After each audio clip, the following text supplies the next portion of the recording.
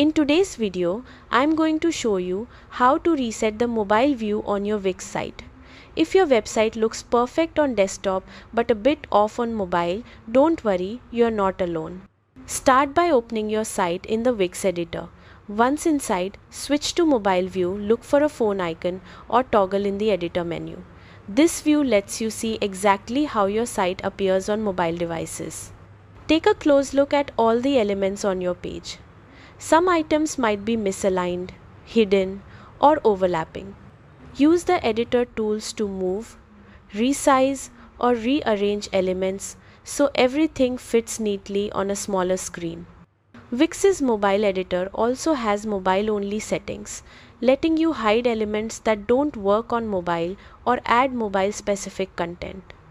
Drag and drop items, adjust spacing, and make sure your site is easy to navigate and visually appealing on phones. The goal is a seamless experience for mobile visitors without affecting your desktop layout. And that's it. By carefully adjusting your elements and using mobile-only settings, you can reset your Wix mobile view quickly and ensure your site looks fantastic on any device. Thanks for watching and happy editing.